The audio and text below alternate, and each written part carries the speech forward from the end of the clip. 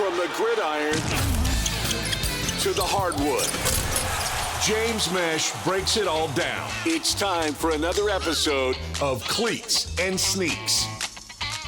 The NFC East is a pretty interesting one because we see the defending Super Bowl champion Philadelphia Eagles look to take over the league once again.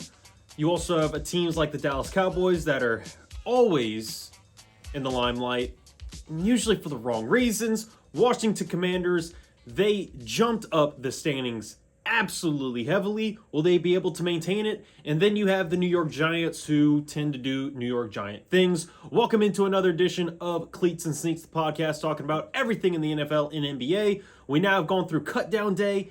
Teams have now gone to 53 players, which is nice to see. Of course, this is the sad day in the NFL because so many teams have to cut down players that have to see their dreams go by the wayside, no longer making the team.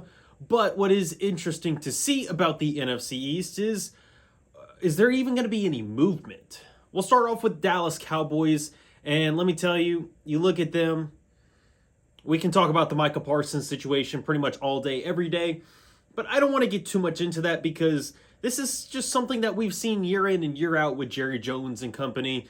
They wait too long to re-sign their players, and they end up having to overpay them because of the market and everything going on there.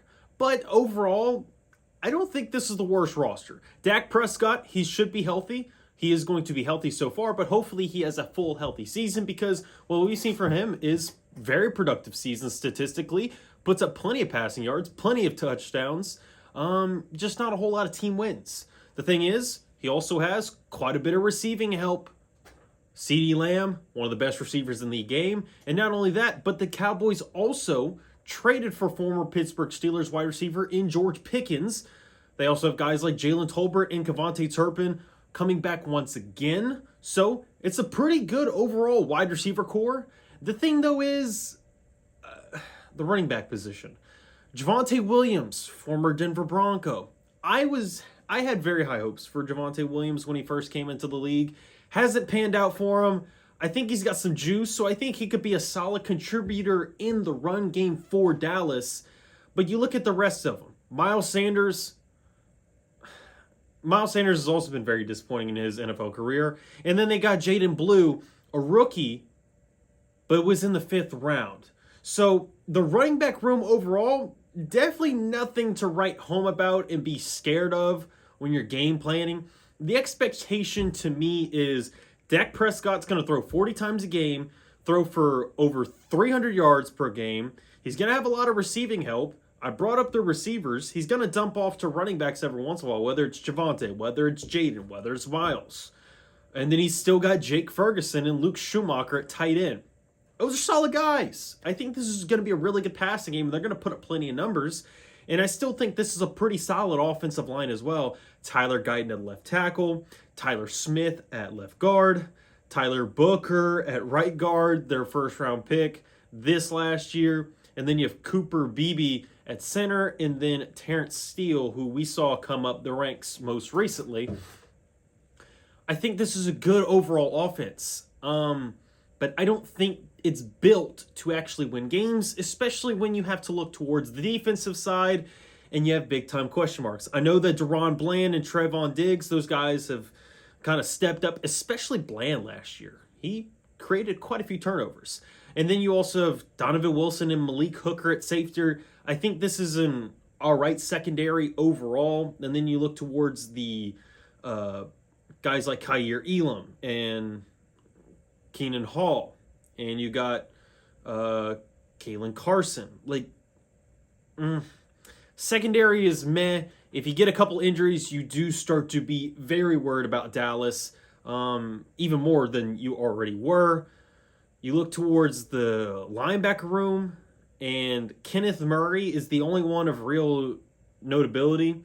Damon Clark as a backup, it's okay. Jack Sanborn, meh. The front four still feels like it could use some help. You have Marshawn Nealon. You have Mozzie Smith. It's good to see that Mozzie is still carving out himself a role. But Solomon Thomas as a backup, it's all right. Curious to see how much he has left. But Peyton Turner was supposed to be a rotational piece for him. But because he's unsurprisingly on IR once again, that continues to build into the depth of how much do they actually have. Because if Micah Parsons, if he ends up missing any sort of time, especially through the first part of the season, because of this contract dispute, I worry about Dallas even more than I already am. I mean, they could win 8 games. They could potentially win 9. But they very easily could fall into that 5, 6, maybe 7 range if you don't have your best player play games. I mean, Micah Parsons is one of the best pass rushers in the NFL, and the fact that the Dallas Cowboys and Jerry Jones continue to do these silly types of situations that they put themselves in, I don't know how you can believe that Dallas is actually going to win the division at all. To me, they're fighting for maybe second place. When you look towards the Philadelphia Eagles, it's so easy to say that the Eagles are going to be the team to beat in this division. But I mean, how are you going to go against it? You still have Jalen Hurts. You still have Saquon Barkley. You still have one of, if not the best offensive line in the NFL. They just still have Mailata. They still have Landon Dickerson. Now, both of those guys are dealing with injuries, so you have a little bit of a question mark in a way on that left side of the offensive line. But from what I understand, these aren't big-time injuries. You have Cam Jurgens. You have Tyler Steen. So they're replacing the right guard position, but they still have Lane Johnson. So I'm not very worried about the offensive line. Pretty much everybody is still there when it comes to the offensive part, where you look at the quarterback and you look at the skill positions. Jalen Hurts still there. Saquon still one of the best running backs. I am curious about Will Shipley, though, as you go into this next year. How much does he step up as he goes into year 2? They did get the addition of A.J. Dillon as well, but the wide receiver room, pretty much the same. It's still headlined by A.J. Brown and Devontae Smith. Jahan Dotson and then John Mechie, who they got from the Texans in a trade over the offseason. I think these are some good, solid depth pieces that can still help this team. I am curious, though, with Philly now becoming the hunted instead of a late-season hunter, how much more are the Eagles going to be able to or have to pass the ball?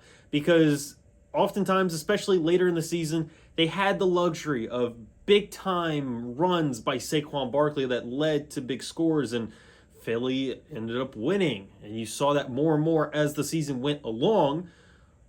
But you can't necessarily rely on those big-time runs. So if it's in closer games, how much more are we going to see Jalen Hurts go to A.J. Brown, go to Devontae Smith, go to their tight ends in Dallas Goedert and Grant Calcaterra?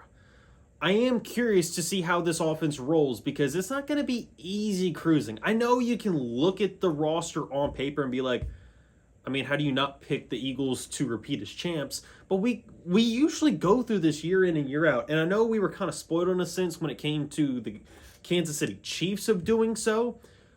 But I feel like you have to pump the brakes at least a little bit. I still think this is a great roster. I still think the Eagles are actually going to win the division. But I don't want to say that this is going to be just some 15-2, 16-1 team that's just going to cruise through the regular season, get through the playoffs no problem, and win yet another Super Bowl. I don't want to go that far, but I do think that this Eagles team is still really good, especially on the offensive side. When you look towards the defense, here's the thing. They made some signings, they got some guys, but they also lost a few. I do want to go through the subtractions because they are pretty notable. Milton Williams on the interior, no longer here, or no longer in Philly. He's with the Patriots. Josh Sweat, who was a big-time edge rusher for them last year, now with the Arizona Cardinals. Darius Slay, he was getting older, so them moving on from him, I'm not mad at it at all. And then Mekhi Becton, he earned himself some money by actually reviving his career, going from tackle, heading to Philly, and them changing him to a guard, now playing with the Chargers. Good for him. But they did have to move on. I still think them at right guard having Tyler Steen, I think that's a pretty good move. I don't think that's going to change too much about it. When you look towards the guys that they did bring in, Azeez Ojulari from the Giants, not too bad. Josh Uche from the Chiefs, who initially was a New England Patriot. They bring in Adoree Jackson at corner as well. So they're grabbing a few guys from within the division itself. I brought up A.J. Dillon earlier. They got Kylan Granson, who was a backup tight end for the Colts before. He's going to be the third stringer for Philly now. But overall, they moved off from some key pieces, so there is something to make note of. But with the way that this team was built and how deep they were, especially on the defensive line, them moving on from Milton Williams and Josh Sweat, that was inevitable. But you still look at the front four and the front seven overall. Jordan Davis and Jalen Carter, those guys manning the down three linemen, don't have to worry about it. Nolan Smith, Zach Bond, Nakobe Dean, all those guys at the linebacker position, dogs. It works because a lot of them are Georgia Bulldogs as well. But still, Azeez Ojulari as a backup guy, and you still keep yourself with quality depth. It's not the big-time name guys that are going to get you double-digit sacks, but you going through a healthy rotation of Moro Jomo, Jordan Davis, Jalen Carter, going through Ty Robinson and other guys, and Byron Young as well, just on the down three linemen. And then you go through Josh Uche, Azeez Ojulari, after Nolan Smith and Nakobe Dean to take a break. Them having Jihad Campbell from Alabama actually fall to them at the end of the first round. They may have had to move on from guys because they weren't going to be able to pay them, but they bring in some quality depth and even get some guys to fall to them in the draft as well. You look towards the secondary as well. Them moving on from Darius Slay, this just gives more of an opportunity for the second-year corner Quinyon Mitchell to have more opportunity to prove himself as an NFL corner. Adoree Jackson's another guy that you could look at. Cooper DeJean, he'll play more in the slot. Curious to see how much safety he's going to play as well. And then you have Reed Blankenship and then Sidney Brown as your projected starting safeties. I still think this roster overall, and then not much has really changed with the special teams as well. Jake Elliott's still the kicker.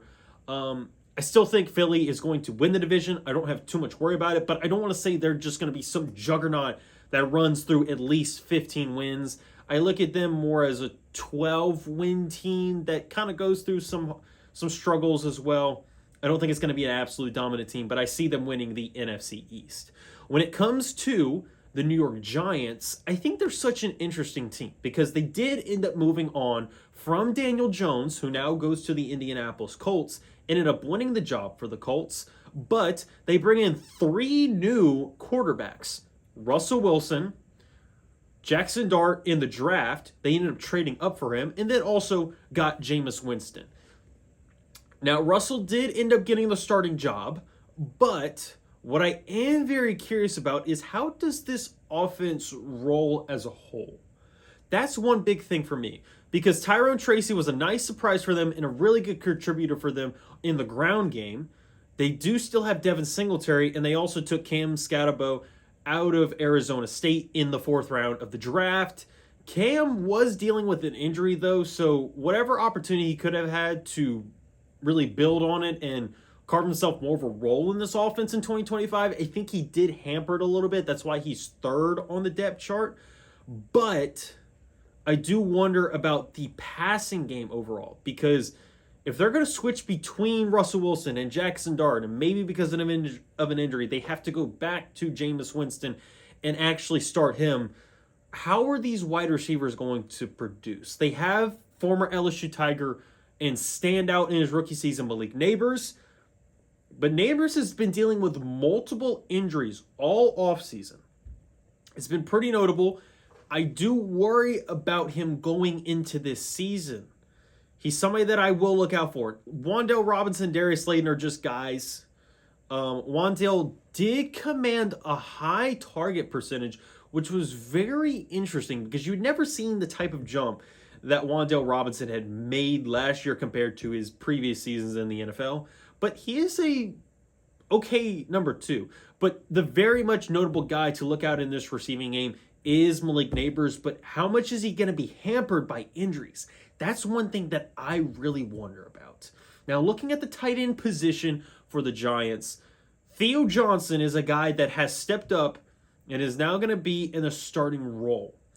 There was high hopes for him, but I am curious to see what he can actually do, because I don't want to project him to go for like 900 yards and say like 6 touchdowns. He's still a guy that really needs to prove himself, but I mean, he beat out guys that were previous starters in Daniel Bellinger. So this is going to be an interesting offense. I'm more optimistic about the defense, but the offense overall, Malik with the injuries, what's going to happen with the running game? The offensive line is very meh because they still have Andrew Thomas. They still have they bring in Jermaine Eleminor. I always struggle with that last name. And then at the guards, you have John Runyon and then Greg Van Roden, which aren't too bad. And then they have John Michael Schmitz Jr., who they took not too long ago in the draft. So they're starting to try and rebuild in those trenches.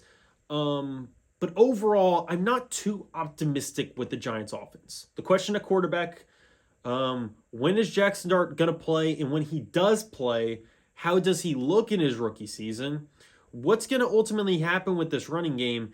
And can anybody step up if Malik Neighbors does go down with an injury? Because he continues to deal with multiple of them as we get closer and closer to the 2025 season. Defense, again, I like it a lot better. Dexter Lawrence, one of the best defensive linemen in the NFL. They bring in Kayvon Thibodeau, who's still, I say bring in, but Kayvon's been there for a couple years.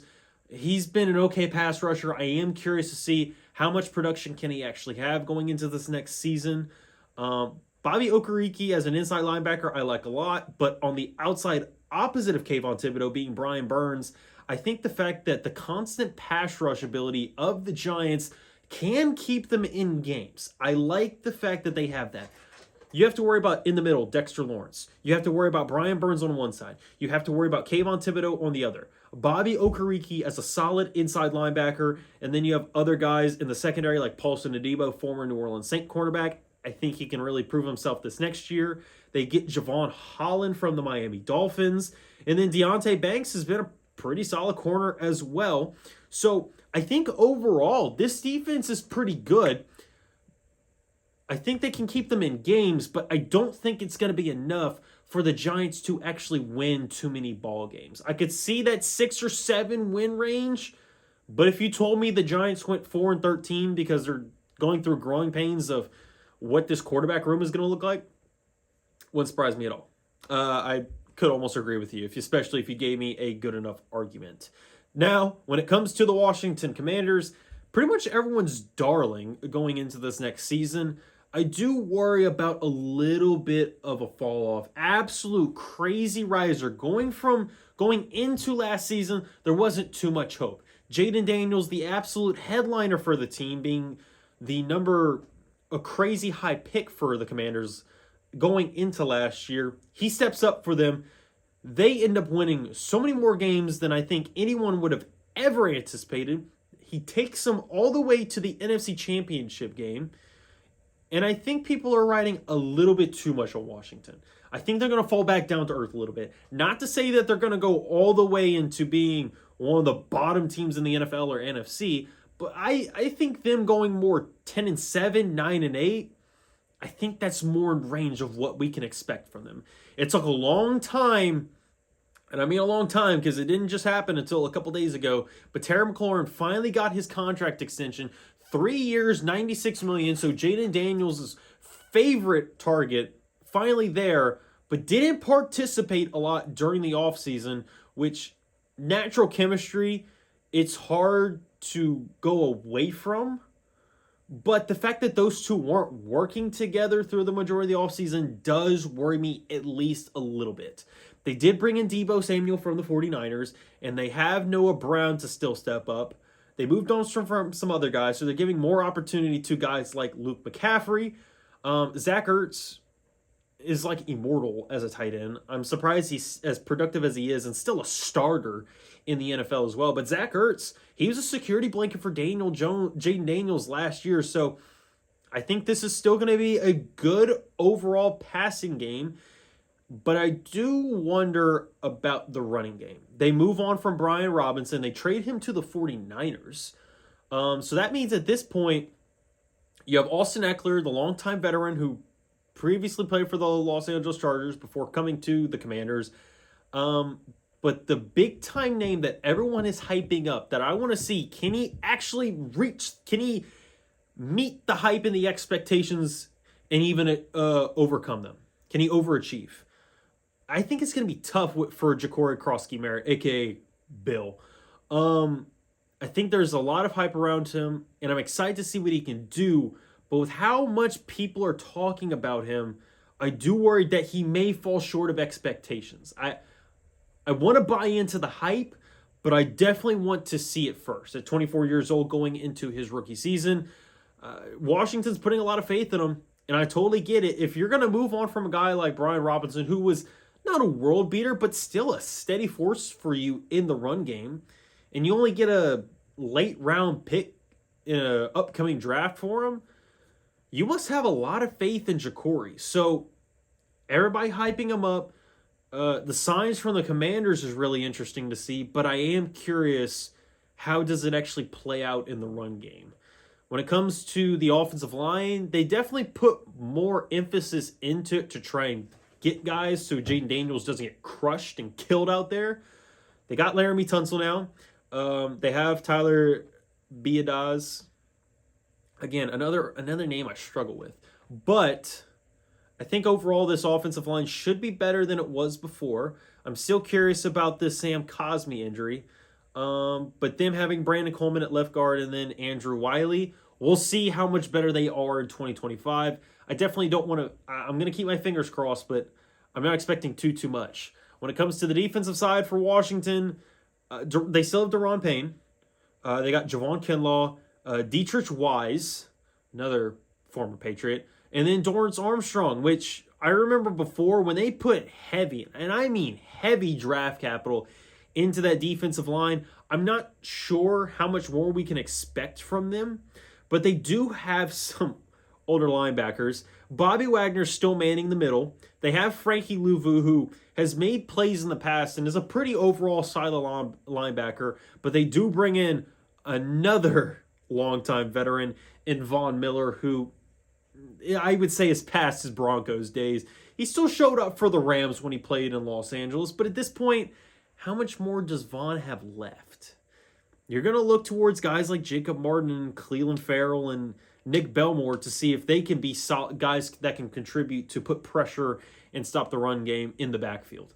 When you look towards the cornerback room, there's a lot. I really do worry about it.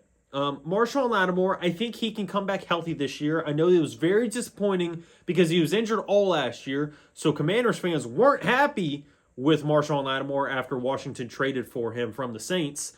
But I think he will be better, and with him being healthy this year, you should see more of the old Marshawn.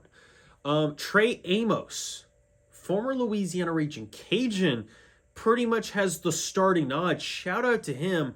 I am curious to see what he can do going into the season after being taken in the second round out of Ole Miss. Now, Mike Sainristil, he's also another guy that I'm very curious about. So the cornerback room, I wouldn't be mad at it. I think they have a chance to really prove themselves and look better than maybe they look on paper. Again, I feel like a lot of people are down on them, especially the cornerback room, because of Marshawn. The curiosity of having a second-round pick rookie going in as a starter on the boundary, and then having Sainristil, who was not too bad in his rookie season, playing in the nickel. But then you also have other guys like Will Harris, who we've seen be a journeyman safety, and then have Quan Martin as your starting free safety. You do wonder about them as well. I think overall, Washington, good team. I still think they're going to very much have a winning record, but I don't want to say that, much like the Eagles, they're going to be absolute world beaters. I don't think it's going to be the top two teams in the NFC East that are fighting for the number one seed. I think Washington, going to be a good team, but I would hold off on the expectations just a little bit. 10 wins, to me, is much more in the realistic realm other than 12 or 13 like I feel like a lot of people are believing it. I don't want to... I believe Jaden Daniels. I believe in this offense. I believe in this coaching staff. I think they really have turned around the culture, which is a really good sign. But I don't want to say they're all of a sudden going to take that next step and go to the Super Bowl.